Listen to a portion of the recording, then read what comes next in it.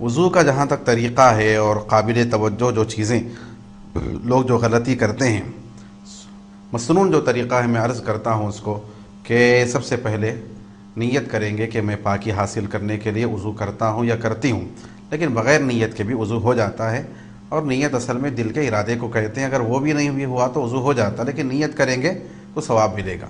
بسم اللہ الرحمن الرحیم پڑھنا چاہیے۔ آپ صلی اللہ علیہ وآلہ وسلم فرمائیں جو بسم اللہ پڑھ کر وضو کرتا ہے تو اس کا سارا جسم گناہوں سے پاک ہو جاتا ہے، اور جب بغیر بسم اللہ پڑھے کہ وضو کرتا ہے تو اتنا ہی حصہ گناہوں سے پاک ہوتا ہے جتنے حصے کو اس نے دھویا ہے، سارا جسم پاک نہیں ہوتا۔ تو بسم اللہ الرحمن الرحیم پڑھ کر سب سے پہلے دونوں ہاتھ یہ گھٹوں تک، یہ ہڈی جو ہوتی ہے وہاں تک دھونا چاہیے، اور یہ ہاتھ دھوتے وقت خیال اس چیز کا رکھے کہ اگر تنگ انگوٹی ہے تو اس کو حرکت دینا ضروری ہے تاکہ پانی نیچے پہنچ جائے، ڈھیلی بھی ہے تو حرکت دے لے۔ ہاتھ پر ایسی کوئی چیز لگی ہوئی نہیں ہونا چاہیے جو پانی کو روکنے والی ہے۔ خواتین جو ہے وہ نیل پالش وغیرہ کیا کیا لگا لیتے ہیں، وہ جو ہے پانی کو پہنچنے سے روکنے والی چیز ہے، وضو ہوتا ہی نہیں۔ ہاں مہندی ہے تو اس سے کوئی فرق نہیں پڑے گا، وہ روکنے والی چیز نہیں ہوتی۔ بہرحال اگر ایسی کوئی چیز ہے تو اس کو دور کر لینا چاہیے۔ اس کے بعد پھر سیدھے چلو میں پانی لے کر کلی کریں گے 3 مرتبہ، مسواک ہے تو مسواک کا استعمال، یا شہادت کی انگلی سے دانتوں کی صفائی کریں گے۔ پھر سیدھے چلو میں پانی لے کر ناک میں پانی چڑھائیں گے، الٹے ہاتھ کی چھوٹی انگلی کو ناک میں داخل کر کے الٹے ہاتھ سے ناک صاف کریں گے، سیدھے ہاتھ سے نہیں۔ اس کے بعد پھر چہرہ دھونا ہے، دونوں ہاتھ میں پانی لیے اور پھر پیشانی کے پاس سے پانی کو چھوڑے۔ پانی مارنا نہیں چاہیے، وضو مکروہ ہو جاتا ہے۔ اور چھوڑنے کے بعد اب یہ نلوں کا زمانہ ہے، آہستہ سے 2 انگلیوں سے نل کو بند کر دیجئے، اچھی طریقے سے ملیے۔ یہ حصے میں بھی پانی پہنچنا چاہیے، کنپٹی کا حصہ بھی جو ہے دھوئے جانا چاہیے۔ بہرحال پیشانی سے لے کر ٹھوڑی کے نیچے تک، ایک کان کی لو سے دوسرے کان کی لو تک سارا حصہ چہرے کا دھوئے جانا ضروری ہے۔ بال برابر جگہ بھی سوکھی رہے گی تو پھر اس صورت میں وضو نہیں ہوگا، یہ ذہن میں رکھیے۔ اور اس کے بعد پھر ہاتھ دھوئیں گے، پہلے سیدھا ہاتھ دھوئیں گے، اس کے بعد الٹا ہاتھ دھوئیں گے۔ انگلیوں کی طرف سے دھونا چاہیے، کوہنی کی طرف سے نہیں۔ اور ہاتھ دھوتے وقت خیال رکھنا ہے کوہنیوں کا کہ سوکھے رہ جاتے، کوہنیوں کے آگے تک دھونا ہے۔ چہرہ دھوتے وقت کنپٹی کا خیال رکھنا چاہیے اور ٹوڈی کے نیچے تک دھونا ہے۔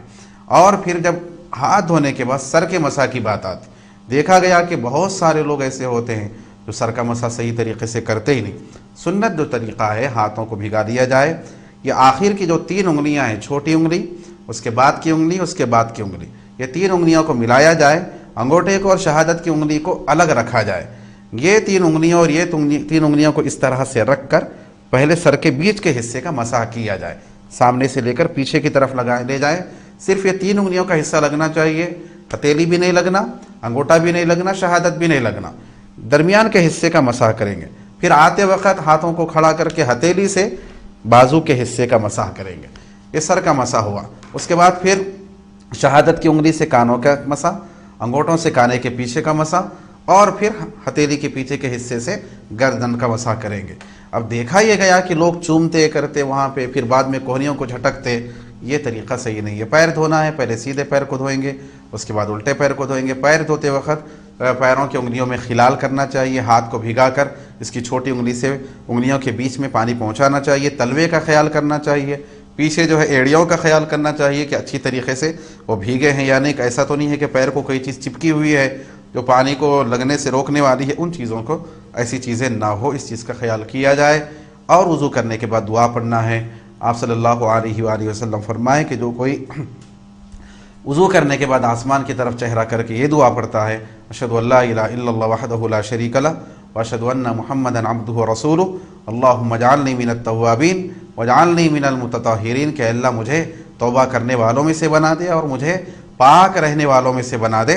آپ صلی اللہ علیہ وآلہ وسلم فرمائے کہ ایسے شخص کے لیے جنت کے 8 دروازے کھول دیے جاتے ہیں، جس دروازے سے چاہے وہ جنت میں داخل ہو جائے۔ یہ کہ وضو کرتے وقت پانی کا اسراف نہیں ہونا چاہیے اور فضول باتیں نہیں ہونا چاہیے، لیکن اتنا جلد بازی بھی نہیں کرنا چاہیے کہ وضو صحیح طریقے سے ہوا ہی نہیں۔ وضو صحیح ہوگا تو پھر نماز صحیح ہوگی، اور لمبا بھی نہیں کرنا چاہیے کہ 15 منٹ کا وضو چل رہا، پھر نماز کتنے منٹ پڑھیں گے آپ، نماز تو اصل ہے ہی ہے۔ تو یہ چیزوں کا خیال کیا جائے اور جتنا ہو سکتے ہیں وضو کی پابندی کی جائے۔